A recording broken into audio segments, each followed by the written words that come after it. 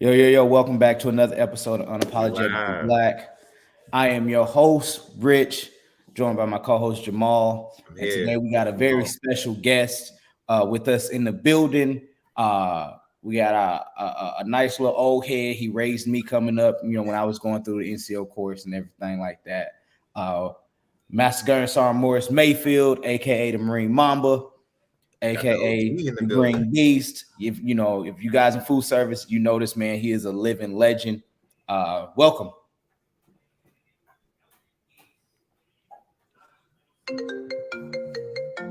Oh, decline.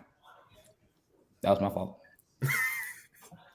Could you hear? Can you hear us? He might be frozen. Might be. He might be frozen at this Yeah, point. because he still got the same face. Like Yep. he didn't move at all. No blink, no nothing. Like he probably on the other side. Like, nah, I'm blinking. You can see me. Probably. We're gonna give him some time. Can you guys hear me? Oh, look at him. He blinking. There we go. Wait, he froze again. Oh man. He must got that what Got was that that Afghan internet. that internet that Gerald had out in the I'm about to say, Wyoming? yeah, I was like, I can hear everything I'm saying. I'm over here laughing. All right, so maybe I don't know. It's not us. We good. We have some technical difficulties, people. Oh man, we can't even get the word technical out tonight. So that's how technical these difficulties are. But we gonna get everything together. Y'all hear me? So you Every now and then, every you other start word. making like the little smiley face,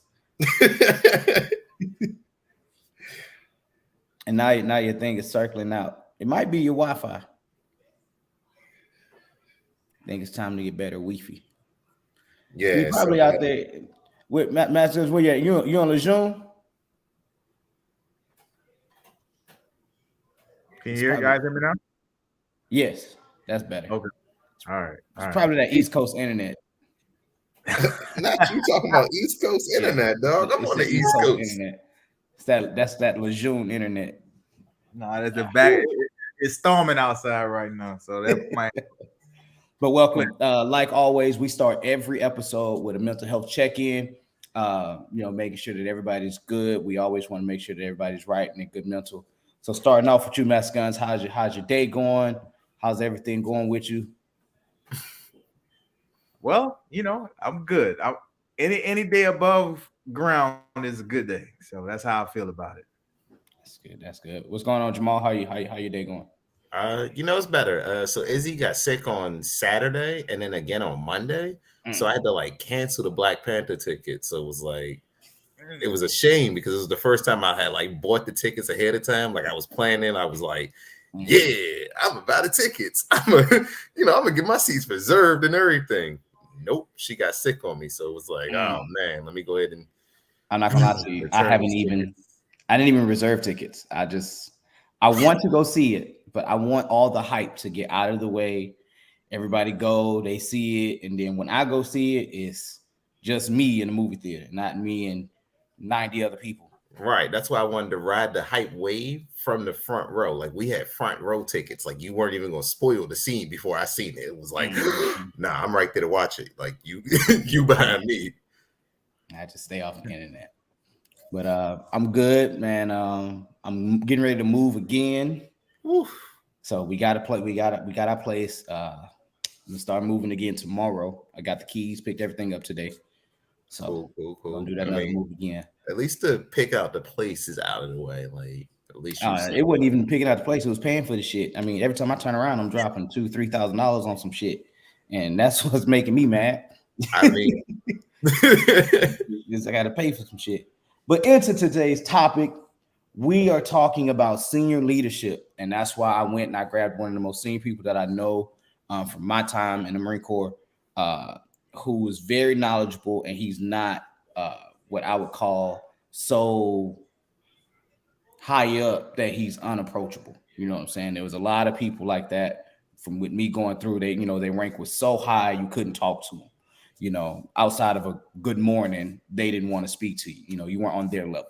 And he's not one of these dudes. He's one of those dudes where you can speak to him If you was a PFC that just came in, or if you the old salty man that just came in, he's one of those guys. So start off, if you could, Master Gunson, just tell us a little bit about yourself, your story, your history, and how you got to where you are today. Okay. Well, first and foremost, thank you guys for having me on. I appreciate it. I'm proud of you. I'll say that out the gate. Everybody doesn't get to see these type of success stories. Stay in the military. You can still be successful outside of it. So I'm proud of you for that. For me, my story obviously starts in New Orleans. I was born and raised in New Orleans. Grew up uptown and came in the Marine Corps many moons ago. Been 26 years now. And, came in typical knucklehead, trying to find myself. But I've always tried to stay humble and stay close to the old heads. I didn't think I was going to be the old head, but always kind of stayed grounded and never forgot where I came from. I never had any meritorious promotions, so I literally went from private all the way up to where I am now. Walk the ranks. Yeah. So I never forgot where I came from. And I think I owe my success first and foremost to God. Second, my upbringing, and third, which is equally important, is those that were around me. All my ranks, I owe it to that supporting staff, that PFC that followed direction, that Lance Corporal that followed directions. They made me who I am.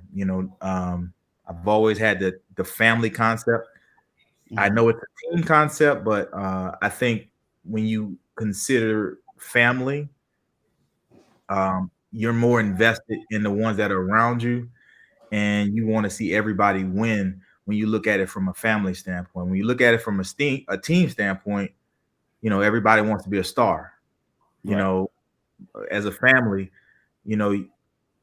if one of us win, we all win. If I eat, everybody eat. So whenever I've gotten promoted, I've always made sure that I identified those that were around me. I'm not the one sweeping, you know what I'm saying? But because we were recognized, because the place was clean, I wasn't the one physically doing it. So I need to make sure that everybody around me feels appreciated. So I think, in my opinion, that's how I got to where I am. So. Okay. So how do you think the times have changed as you went from private to Master Sergeant? So you went from the lowest to the low to the top of the top. How have you seen the times change, right? Whether it comes from how leadership was back then versus to how it is now. Well, when I first do you think it's going in the right? I know this is a loaded question, but do you think it's going in the right direction? Yeah, that's a loaded question. I'll say this: when I first came in, I was fortunate to be around a lot of knowledgeable people, a lot of in-your-face leadership. Okay. I had leaders that would put their hands on me, like literally, hey, get you in the right direction. Obviously, that's not allowed now. I think we have, due to technology, we have gotten smarter, but I think what is a big change from back then to now is holding on to those traditions and the pride. One of the biggest disparities that seems to have increased from when I came in was understanding you joined for a reason. You left that for a reason. And I think a lot of the younger service members have forgotten that. They want to bring the block with them. And street mentality with you, and it's like this ain't where you at.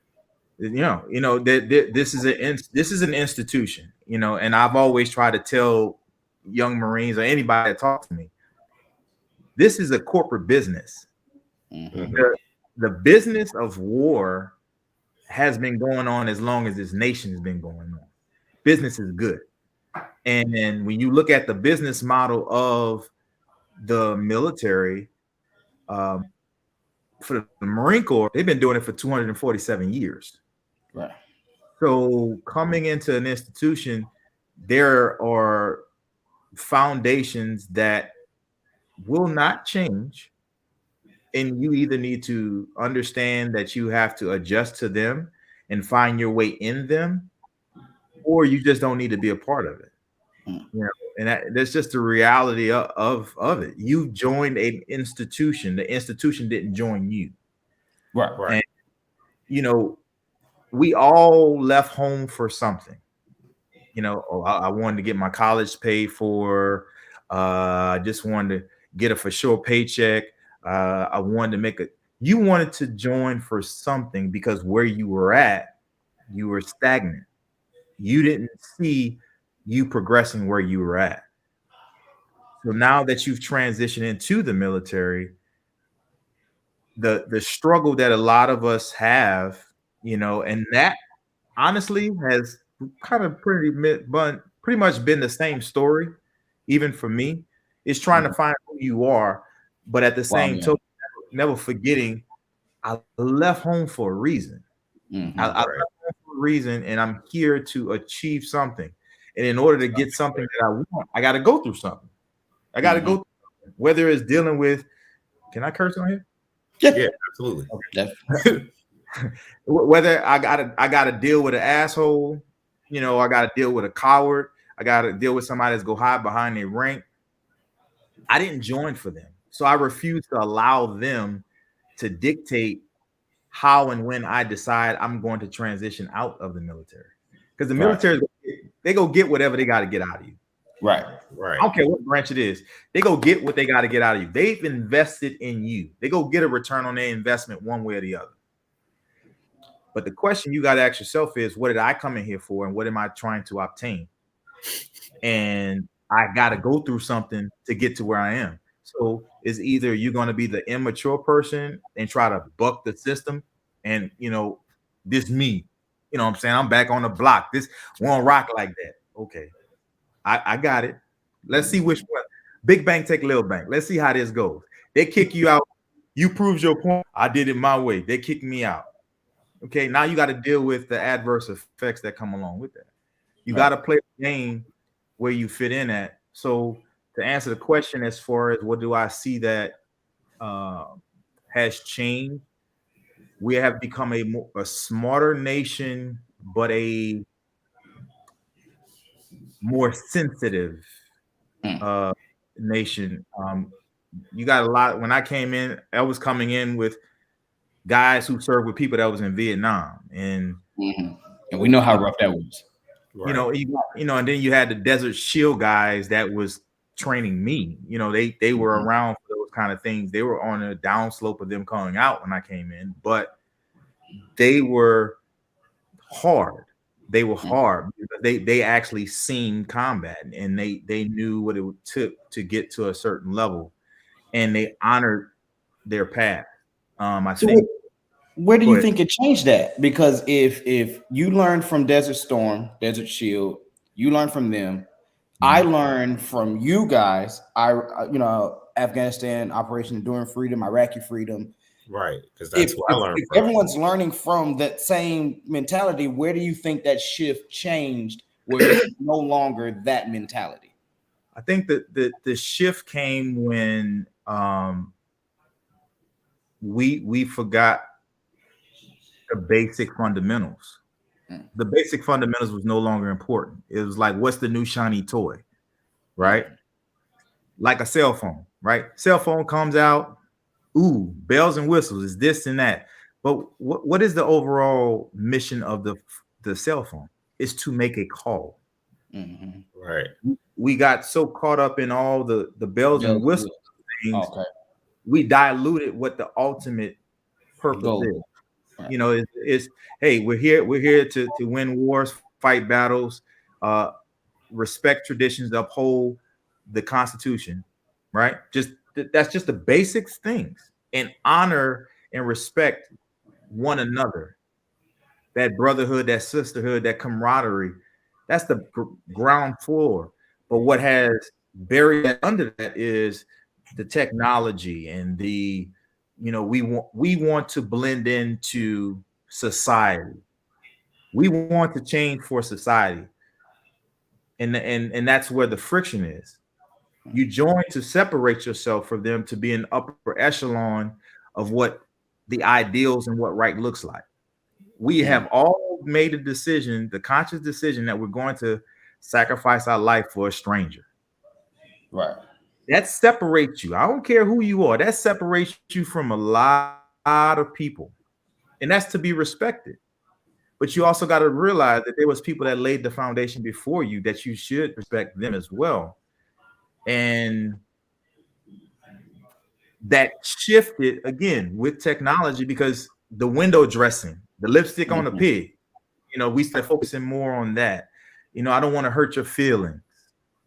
Ladies and gentlemen, we're in the business of war. Whether you're supporting somebody on the front lines or you're actually a person that's out there pulling the trigger, that's the business. I'm not here for you. I'm not here for your feelings. I agree with that. I agree with that wholeheartedly. I believe that's the foundation of being a Marine. Where I took issue at with a lot of stuff is when, and it's not the institution, it's the individual.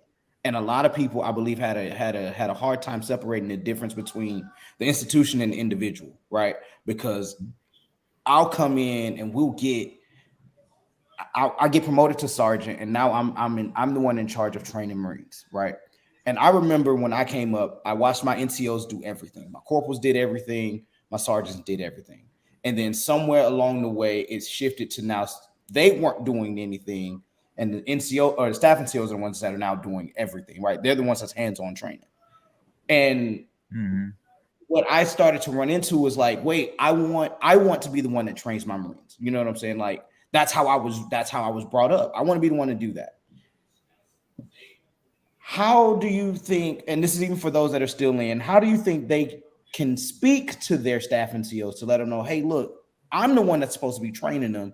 I'm not saying that you're not supposed to be here, but you're supposed to be in the background. You are the background person, while your NCOs are your bulldogs, the ones that are getting and grinding with those junior Marines, right? Or those junior sailors, or soldiers or whatever. Or do you believe, or do you think that it should be more hands-on with staff NCOs as far as the training and the groundwork? Here's my logic. The whatever branch you're in, you have become a subject matter expert at wearing that rank, right? You are so good at that rank, they promoted you. So who's the best person to teach him how to be a sergeant?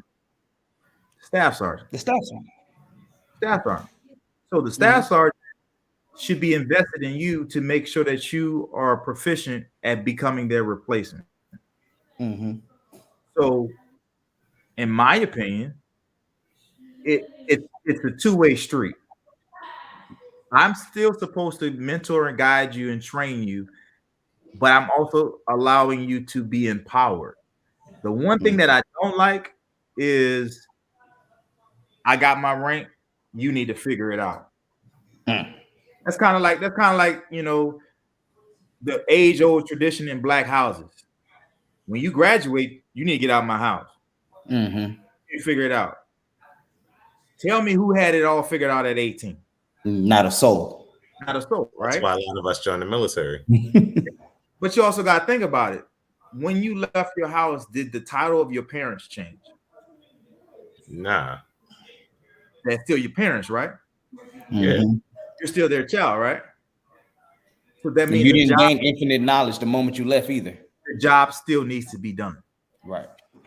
So I'm going to let you go out here and I'm going to let you stumble, I'm going to let you go. I'm going to let you know what your left and right lateral limits are. Hey, this is your sectors of fire. Do your thing. Mm-hmm. I should be invested in you to make sure that you don't repeat the same mistakes that I made.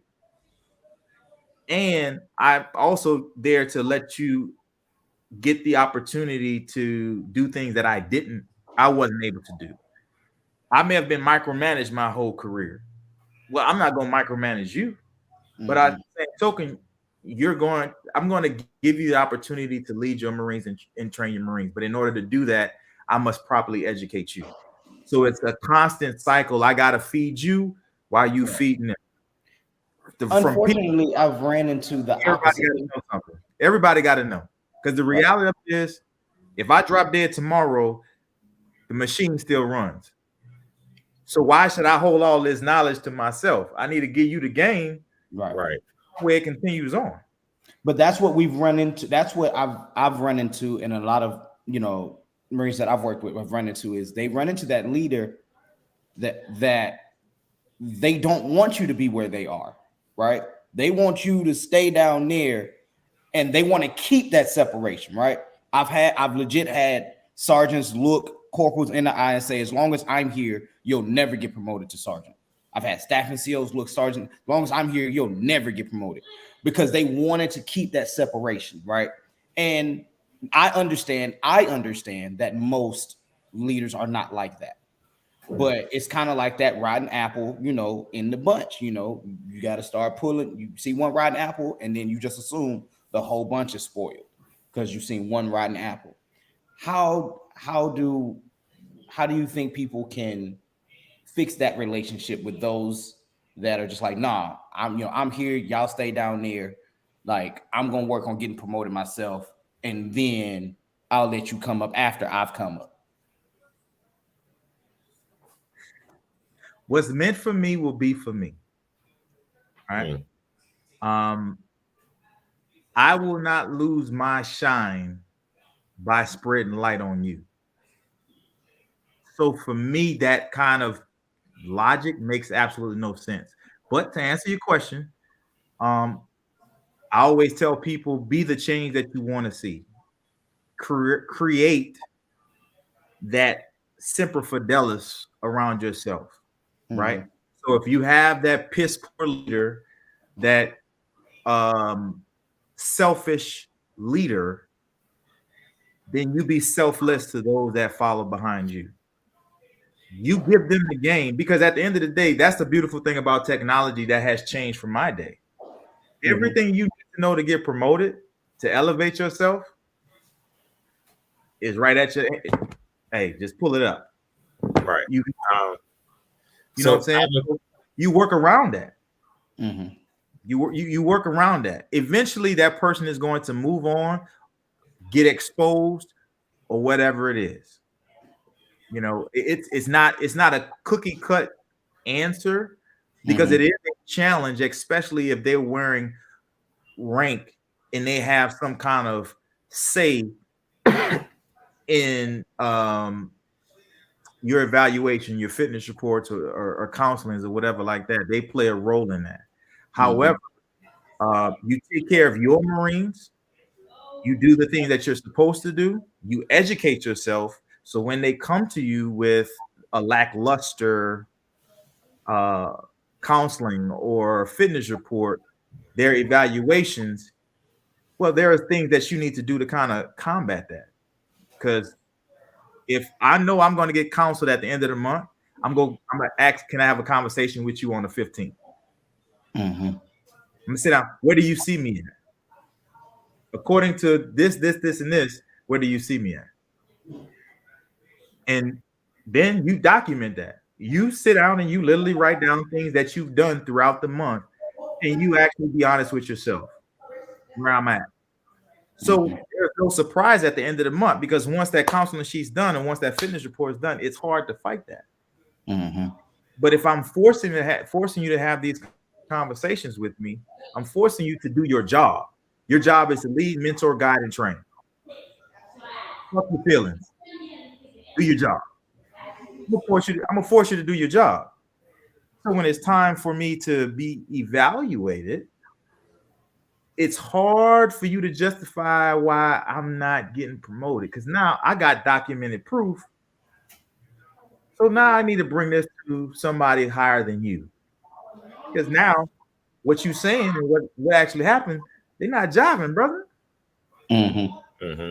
You know, you be an asshole all you want, but there's so much knowledge that's available to young service members to combat piss poor leadership. It's Right. not it's not a perfect science. You got to put in the work, and you got to have a level of maturity not to react to the stupidity. So I know at our like lower listed in levels, we Mhm. see a lot of things that we would prefer to change. Are there some things like that you see happening from a higher point? Like I know at least from my standpoint, I know he said Master Gunnery Sergeant, but for me that's a E9. So Right. for the rest of us out there, like you don't get to be that high up without seeing some bullshit happening from below or hearing something's happening. And like I know a lot of it is like, oh, this soldier's crying because they think this, didn't happen. And like some of that is our own fault from a lower enlisted standpoint. But Mhm. sometimes like I feel like we complain and we say something and we never see anything happen. Is there like a standpoint or anything that you see from your standpoint? From my standpoint, what I see is, again, it goes back to the education piece. Right. You know, for me, being food service, I've always told people I don't care how low the rank is or how high the rank is. A food service person go tell you exactly what's on their mind. They go tell you what's wrong easily. The problem is how they tell you. That's where the problem is, because you got to think about it. You both are successful guys. If I came up to you like, say, bro, what's happening? Look, let me shoot some shit in your ear. Automatically, how I approach you puts you you look at me different. And certain things are going to shut down in your mind on there's a lack of intelligence here, and how I'm going to answer this is probably not. Oh, I'm going to kind of tune most of this stuff out. We're terrible at utilizing the systems that are in place. So if there is something that is a legitimate concern, there are several avenues that you can approach and that you can articulate it a certain type of way to get other people's attention. There's a lot of things we just don't use those functions. But when you look at those guys from up there, they use them every day, all day. When they have to go talk to the 3-star, they got to go talk to the 4-star. They have all their little documents. They have their $50 words that they use. There's the formats that they use. They want to make sure the formatting is in there just to have a 5-minute conversation. Right? Whereas for us, we'll be like, oh, this is bullshit. Whoever thought of this idea is dumb. You're right. It is dumb. But how you said it sounds dumber. Right. So from where I sit, we don't, as senior leaders, we don't do a good job of educating those that come behind us on how the game is played. Right. You know what I'm saying? We got the cheat code, but it's like we still holding on to it like we don't have an expiration date in this thing. Right.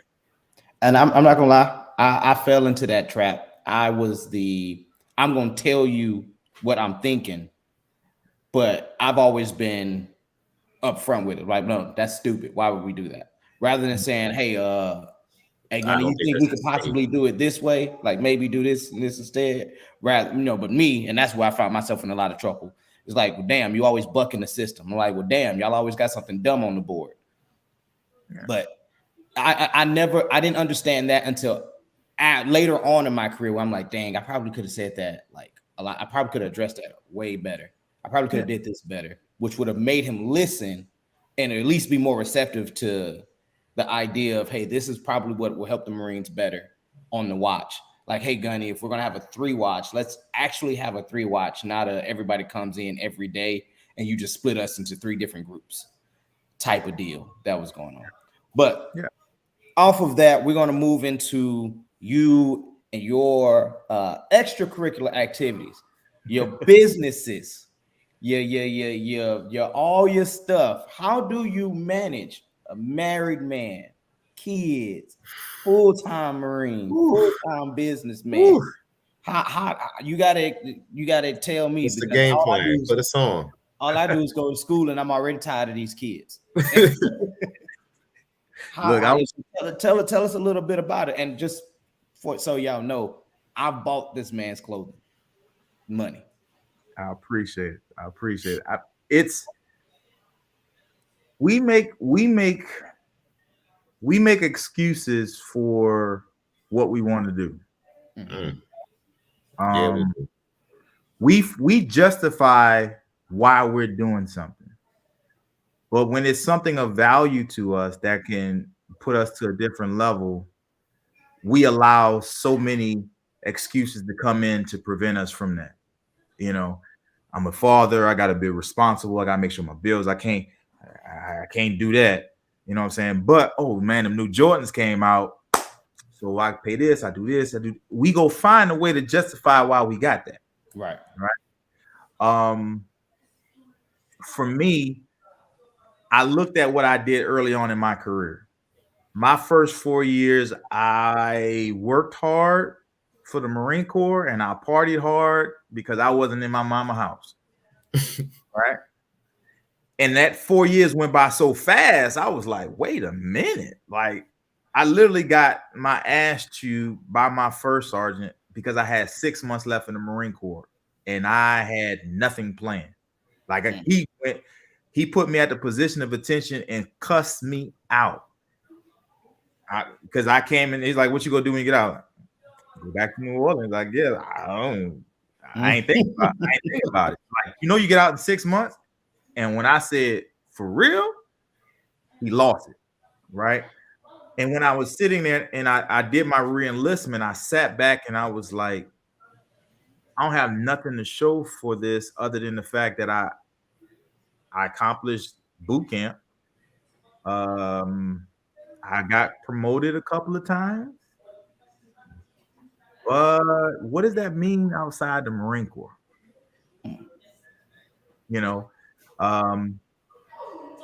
So how I started doing all the things that I wanted to do was I wanted to be different. I left home for a reason, and I wanted to be able to show people that there was another side of New Orleans, that everybody wasn't Master P, everybody wasn't Baby, everybody wasn't Lil Wayne, everybody wasn't Juvenile.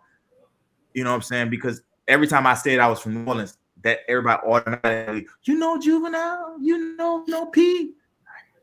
And when I came in, way back when I came in, oh, so you think you bought it. I'm like, here we go. So, but what I saw as a child, I saw these guys, the drug dealers. I saw the athletes, the musicians, but I never saw me. Mm-hmm. Mm-hmm. I don't drink. I don't smoke. I don't do any of that. Who represents me? So I said, well, I'm going to represent me because I know there's more people like me. I'm just an average dude. So that's how I began that entrepreneurial feeling inside the Marine Corps. And what I started doing was I started minimizing the bullshit and started maximizing stuff that was a benefit to me. What I meant by that is, instead of going to the club, I picked up a book. Instead of watching a movie, I watched documentaries on entrepreneurs. I learned about, well, who the hell is Carl Kanai? I ain't from New York, so I don't know nothing about all that stuff, But who are these dudes from FUBU? Who's Russell Simmons? So I start digging into it and behind those things. And then I was like, okay, how can I do some of this stuff but still do my job? So I made sure that I went hard at work, and when I wasn't doing work for the Marine Corps, my free time was very calculated to do those things. Like that's why I told you we can talk as long as y'all want. I don't care. But when I get off with you, I'm gonna be working on my wife's website. I got some new product I'm working on to come out. I gotta sign some books that I gotta put in the mail that somebody bought. I use those. I'm strategic with the time. So I want to change the narrative for my kids. I always tell people, I ain't ashamed of it. I came out the Melphamine Project. My kids will never understand what the hell that is. They'll know what a class project is, but never the projects. Never the projects. You know what I'm saying? And I want and my goal at this point in my career is to show younger Marines, the younger service members, that it's okay to work on you while in. Right. Again, the military's gonna get what they got to get out of you. So why not get what you got to get out of them? You know, so how I do all of my businesses is I sacrifice some of those luxuries, you know, like sitting back. The Pelicans playing right now. Yeah, you know what I'm saying. but we breaking bread. To me, this is beneficial. Right. You know what I'm saying. So if eventually I'll find out what the score is, I'll be all right. You know what I'm saying. I'm cool with that. All right, Zion not playing tonight anyway. I know, but we still hanging in there. It's a home. Zion out for tonight. It's okay. I mean, they're not doing bad. Ja just doing his thing. Ja went crazy in the first quarter. That's a whole nother thing. Ja's a whole new beast. Like that's a whole nother thing. So speaking of these new beasts, speaking of the beast, I've seen you as an athlete, and you as an athlete. I'm talking about. Look, Marine Corps pays me for 3 miles. Marine Corps gets 3 miles. They don't get 3.1. They don't get 3. They get 3 exact miles because that's what they pay me for. This man here says, I'm going to multiply all of that. Marathons left and right. 26 miles. 13 miles is a warm up for him. Woo. What got you into that mindset of running marathons? And what made you want to do something like that when you're only paid to do 3? It actually goes back to the first question y'all asked, the mental check, right? It started in Afghanistan. Couldn't sleep a lot of times, you know what I'm saying? Because it's like you really, even though I was in a safe area, you're not really safe, you know? And that kind of is in your head. You're always on alert. So I really wasn't asleep. So I just started running. What I discovered when I was running, it was a stress reliever for me. Going to I would go work out. Like I would go work out like at 2:00 in the morning because the gym over there was like 24 hours. So I would go to the gym and then I'd go run to the flight line and stuff like this. And I would have a sense of peace while I'm out there. And my mind began to open up and my business ideas start coming. I brainstorm when I work out. When I work out, I literally brainstorm. And so I made those long miles come from me actually trying to shoot holes in my ideas that just came in my head. So I'm out there. Okay, well, did this come at you like this? Or what about this color scheme or this or that? You're not even focused on the run. No, by the time I realized, like, shit, I got to get back home. I am 10 miles down the road. I got to get back, so I'm out there. It's a stress reliever because it's a time where nobody's out there with me. It's just me and God. You know what I'm saying? I'm not trying to put my religious beliefs on anybody.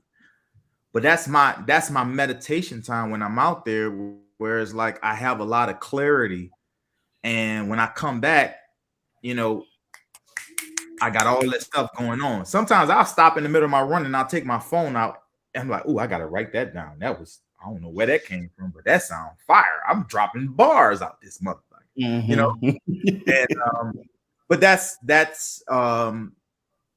how it started. It started in Afghanistan, and then I realized it was a calming mechanism for me, you know, because the wind blows wrong, I get pissed off, you know. You know, so working on my temper, working on controlling my emotions, I put that extra energy into, you know, the lifting the weights, the boxing, the cardio. It mellows me out. Like before I talk to y'all, I bathed my kids, I ran, I got on the Peloton, you know. So when I came and sat down and talked to y'all, I got out the shower, I'm cool, I'm relaxed. So, but that's how that started. Okay. You look like you got some, Jamal. Yeah. So my question was going to be, I know for the Army anyway, we're down to like a all-time low as far as recruiting goes. What would you say to the next young Marine or the next young any service member out there that might be listening, that's on the verge of come up, that might think, oh man, you know, I really want to be like this guy. Like I want to get to the top of my game and I want to like see where this could take me, because I'm not built for the sports. I'm not built to be, you know, like the next drug dealer or anything like that. I'm just a regular dude. Like I don't, or a regular person. Sorry. I'm a regular person. I'm okay in school. I'm okay at this. I'm okay at that. But maybe the Marines or maybe the Army might be a good bet for me. What would you tell them? What I would tell them is, we have the blueprint to success. Everybody wants to be successful. Everybody. You want to be successful in something. I'm a walking, talking blueprint. Why not take this blueprint and do what you do with it? Build the foundation. Once you got the solid foundation, you can build whatever kind of house you want to build on it. So whether it's the Marine Corps, whether it's the Navy, whether it's the Army, whether it's the Coast Guard, whether it's the Air Force, Space Force, whatever it is, you know, why not? You know, my thing is why not? It's you go to college for 4 years, you know, you go, that 4 years is literally going to go by so fast. It really is. So what I would say to them is, if you're thinking about it, or you want to make a change in your life, and if you're looking at me, I'm an average guy. I just decided to do above average things.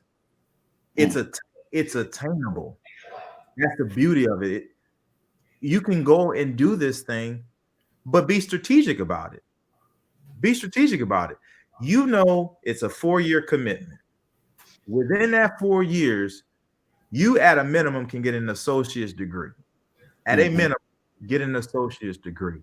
Within that 4 years, at a minimum, you can come out with $10,000, $15,000 saved in the bank.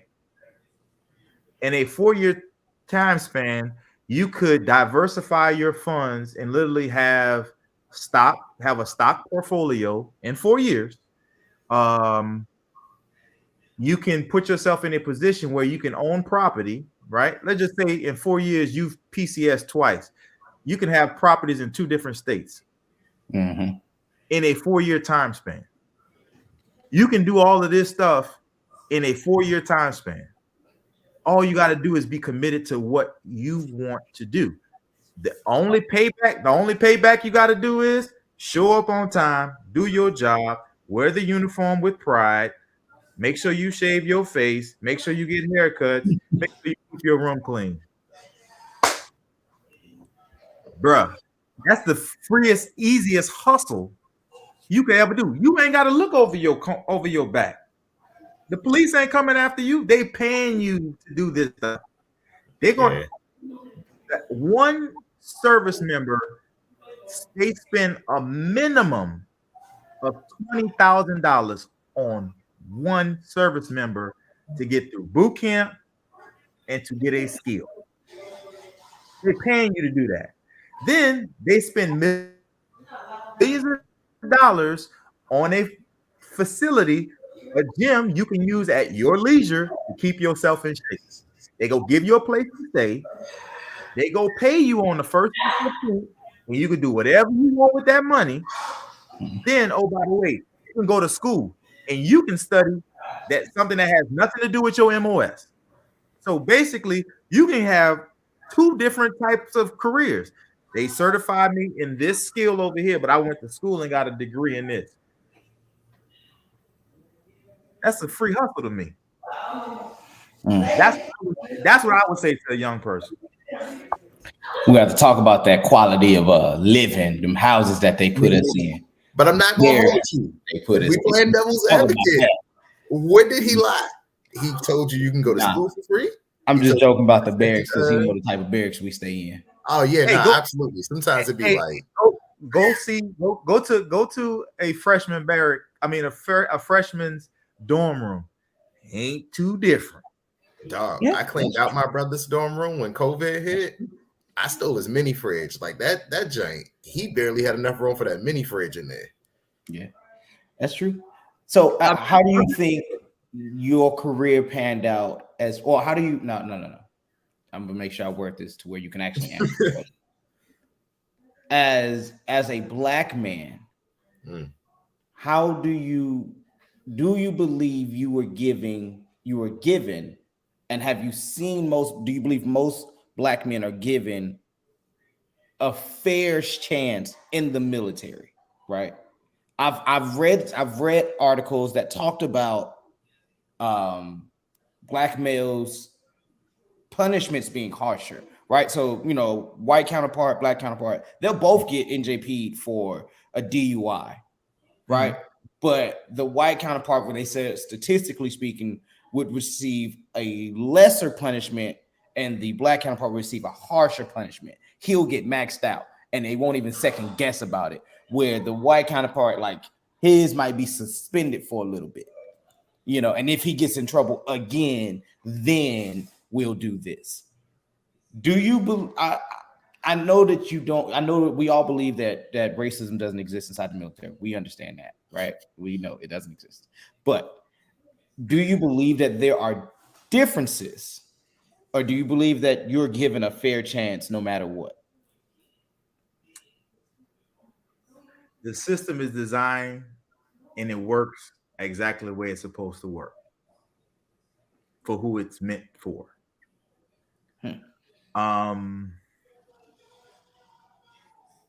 When it comes down to punishment, in my time, I think sometimes the punishment does not necessarily fit the crime across the board. Okay.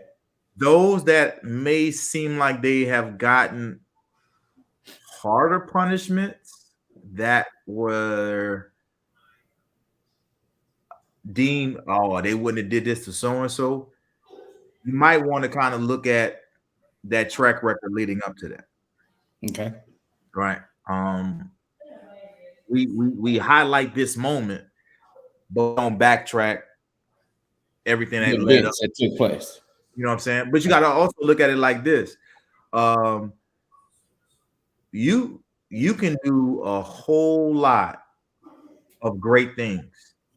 All it takes is one thing to knock all that off. There's been times where I've been at people's NJPs. He is a great Marine at work. They was like, I got it, Gunny, but this happened out in town. At work, but he made a mistake. I think the Marine is a salvageable Marine, and they still got hammered. It is what it is. So I can't say that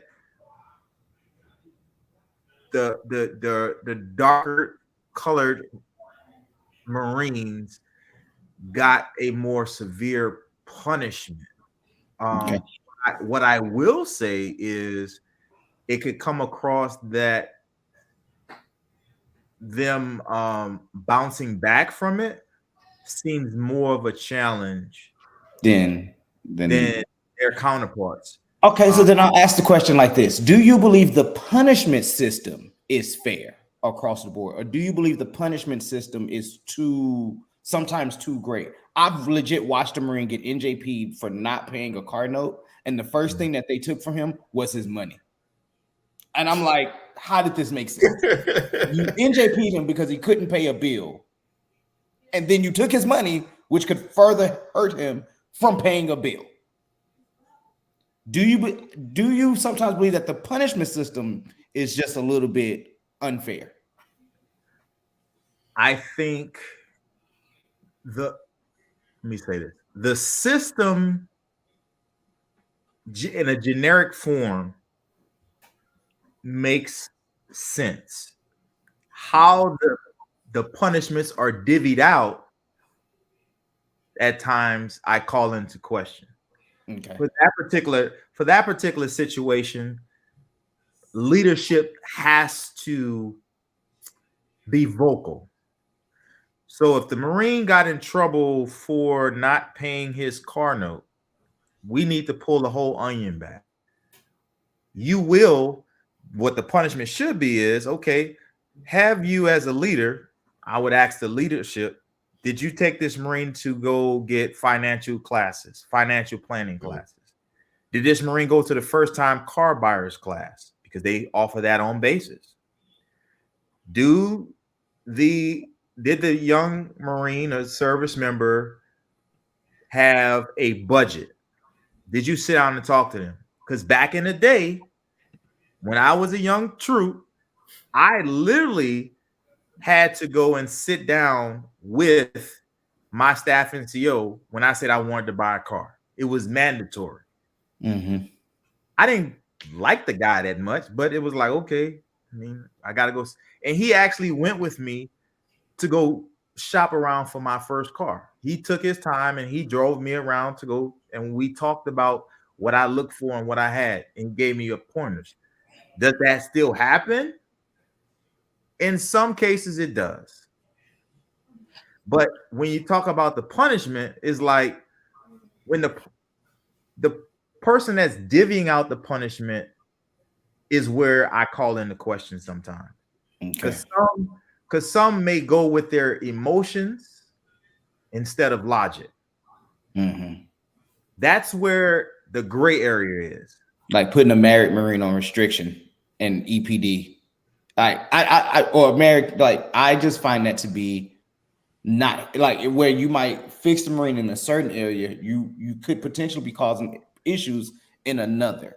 You know, he's not able to go home. You keep him here in the barracks. He works until 8-9 o'clock at night every night, and by the time he is able to, you know, you talking about 45 days away from his family. And I just find that that could just create an issue. Now he's good on this side, but now he has an issue at home. And now you're like, well, but at again, this goes into today's society. Where do I own that? Mm-hmm. Where do I take ownership of putting myself in this predicament? I'm not excusing the excessive punishment, not justifying that. But me as a person, I have to internalize and like, well, how did I get to this point? Right. As a leader, how I have to look at, how did you get to this point? Is something going on at home? What's going on? Talk to me. There's always an underlying thing. That's why I say, going back to your earlier point about letting the sergeants lead, me as a leader, sometimes I got to jump in there because there may be something I'm seeing on the outside that may cause some type of concern, and I may have to ask that. Again, if you got in trouble, you got to pay the piper. But I just can't leave you out there. You know what? You got caught underage drinking. Why were you drinking? What was it? Was it peer pressure? What was it, stress? Let's talk about ways to deal with your stress that doesn't have to deal with alcohol. You know what I'm saying? Maybe you do have a problem. Maybe let's go get somebody to talk to you about it. There has to be some after effects that go on to it, because there is no perfect system. It's no perfect system. Again, like I said, there's a gray area because the person handing out the punishment can be in their feeling. Mm-hmm. They may be like, I'm protecting you from yourself, so I'm gonna put you on 45 days restriction. Okay, I'm gonna hang myself in this motherfucking barracks. Because there's a deeper issue besides the fact I went and did something stupid. Right. I need to own my stupidity. I need to own it. And I think the younger generation doesn't want to put that in there, or they want to minimize. Yeah, I fucked up, but you ain't have to go there. You ain't have to do that. No, bro, you gotta eat that. Yeah. I can't control how you feel about it, your perception of it, or what it is. I can only control how I react to it. Mm-hmm. And we're not teaching our young people, in particular us, how to control our emotions, because the expectation is you go come out of a box. They expect us to they expect that. Right. They don't expect you to be like, I'm gonna fix myself, I'm gonna work on this, I'm gonna do this. They don't expect that. They don't expect the black leaders to reinvest into that person that had a misstep. Right. You know what I'm saying? And you can't have that fear of, how I'm gonna look to them. Mm-hmm. The fear of looking weak because you reinvested back into it. We're still people. It's still a human. I may have a uniform on, but that's still somebody's child. Mm-hmm. That's still somebody's daughter. That's still somebody's son. And I have been charged with to take care of them. I'm not gonna baby you, but I'm going to at least try to get you in a better position and leave you in a better place than where I found you. So that's just my opinion on that system. Okay. All right. Well, Jamal, you got any questions before we wrap it up? I got one more. Okay, so go ahead. I told you as long as y'all need me to stay. I know, but I can't. I got to be working at 3:45. You know that that eternal clock don't stop. You know. So it's been 200 and how many years? You said 37, 47 years? 47, sir. Get it right. Hey, I was close. No, we just had a birthday. And 47 are very close. They are very, very close. I was 10 years old. Apart. Stop. I was 10 years old. Anyway, so it's been 247 years. We finally got our first 4-star black general. How do you feel about it? I'm happy for him. It just certifies that we still have to fix a lot in this nation. Happy to see it. Happy to be a part of history. But at the same token, it's sad that's a big deal. It's sad that's a big deal, and that it shows that we have more to do. We have more to be concerned about than some of the petty things that we deal with. We need more scientists, we need more entrepreneurs, we need more of generals than we need another rapper. We need another athlete. We need to highlight those things and say that these things are attainable, but we have to take the baby steps to say, okay, what can I reach? There's steps to get to that. But before I can get to that, where do I need to go at from here? Happy to see it. But it just further highlights that we have so much more to go in this nation, not just in the military. The military is just a microcosm of society. Right. So I was happy to see it, but it was kind of one of them like, that's what's up. Damn shame that this it took all this long. And I've met several, black generals throughout my career. Hell, I got a retired one that lives in my neighborhood. I found out. and he was a 2-star when he retired, right? But it's like it shouldn't be a unique thing Yeah, it should be more across common than what it is. across the services, And I ain't trying to pick on the Army, but the Army has a strong African American population. But how many 4-star generals have they had? I want to say maybe one. And the Army's population, soldier wise, is 10 times that of the Marine Corps. Yeah, Yeah. Like, that's what I'm saying. That's what I'm saying. As a nation, Yeah. as a not just the Marine Corps, you know what I'm saying? As a nation, as the armed forces, as a nation, we still have so much more to grow. And it would be a beautiful thing to say, oh wow, there's another 4-star general, instead of saying, oh wow, it's a black 4-star general. yeah. You know what I'm saying? And other people are beating their chest. Oh, the Marine Corps got this. Really? That y'all think y'all it's justified now. Mm-hmm. We did it. We did it. Y'all can be quiet. No. Yeah. Kind of like You know, when President Obama first got elected. Like, well, there you go. We gave it to you. You got one. So you got one. You got one. I go be quiet. Go be quiet. It's like, no, we still need to push the issue, but I know you guys want to go. What I would say for us internally as African Americans, we need to police our own. Right? We need to highlight. We need to push. We need to stress.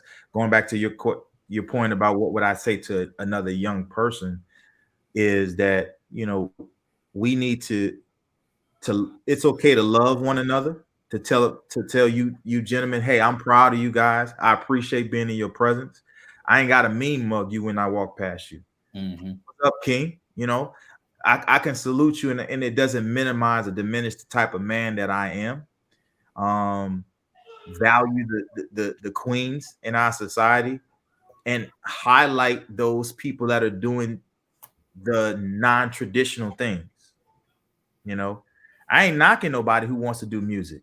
I love music like anybody else. I love sports like everybody else. But that don't put us in that box. Right. And we can't keep putting ourselves in that box. That's the conversation nobody want to have. Yeah. You know what I'm saying? So I hope I answered the question. I'm sorry. I kind of went. Yeah, no, absolutely. you did. And I got a last two-parter for you, and we're gonna wrap this up. Two-part question. As you near your retirement, do you have life already planned after retirement? What does that look like? And what would you tell 19-year-old you or PFC you back then? What would you tell him if you could talk to him today? What would you tell him? I would tell him, don't touch that chick. No,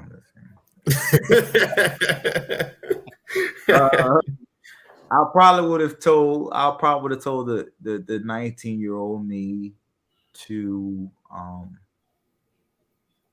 start school earlier. Don't deviate from your budget. Those would probably be the main two things I probably would have told myself back then. As far as the struggles I went through, I just would probably say, hey man, get your popcorn because you about to go through some things, because it made me who I am, right? But the two things I would have, at least along your struggles, those two things, you go to school earlier, Right. and make sure you stay with it. Because the 19-year-old me, I was on a budget. I knew how much I spent on bubblegum. It's just, the bling bling era came, and I was like, my shine all around here. You heard me? So, that's what I would say to 19-year-old me. As far as life, outside of the Superman suit, well, I'm laying the groundwork for that now. You know what I'm saying? I'm planting those seeds now with the hopes of reaping those harvests when that ceremony comes. Because my dream for my ceremony is to cry and smile at my retirement. I'm gonna cry because I'm gonna miss it. I'm gonna miss the brotherhood. I'm gonna miss the sisterhood. I'm gonna miss leading Marines and taking care of Marines.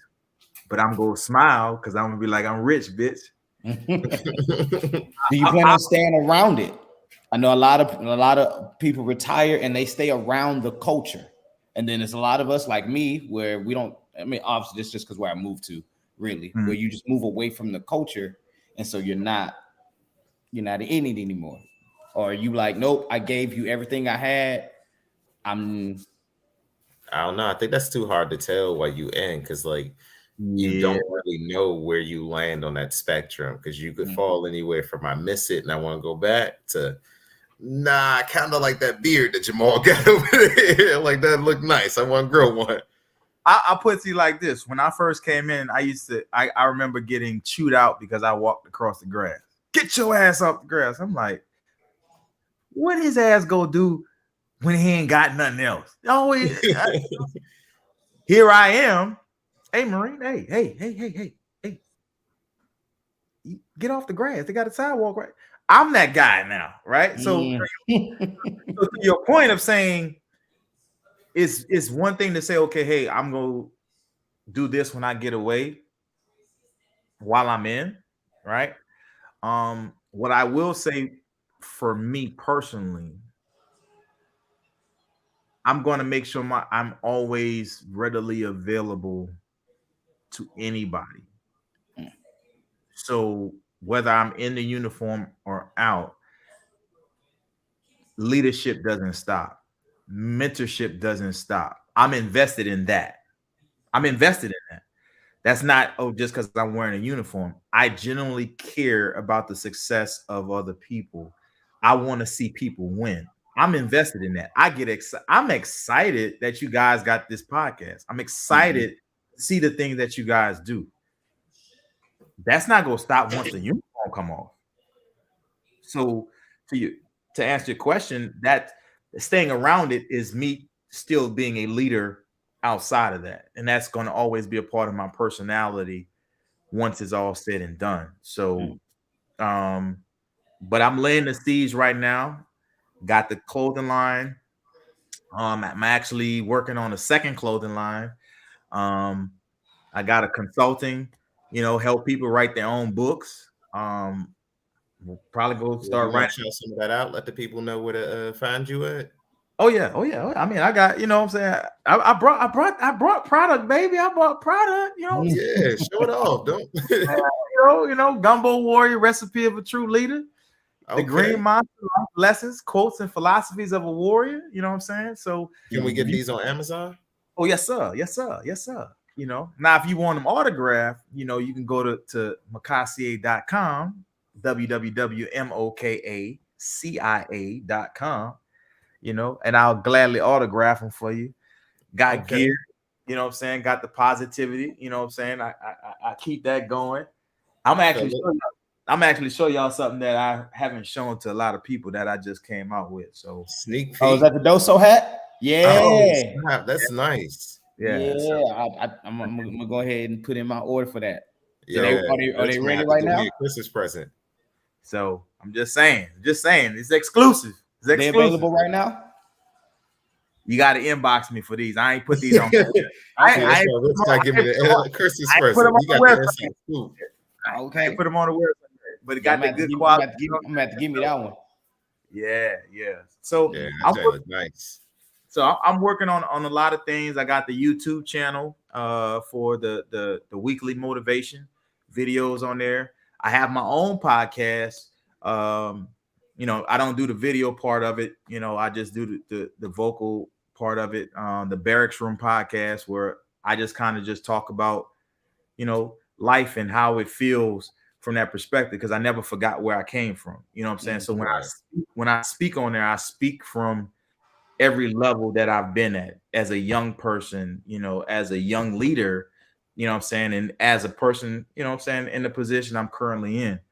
So working on that, got the podcast. I'm working on my wife's website. Okay. So you know, Can you with give her, us an inside scoop into what your wife do for the website? oh yeah, so she does pastries. You know, she retired from the Marine Corps already, so she does pastries.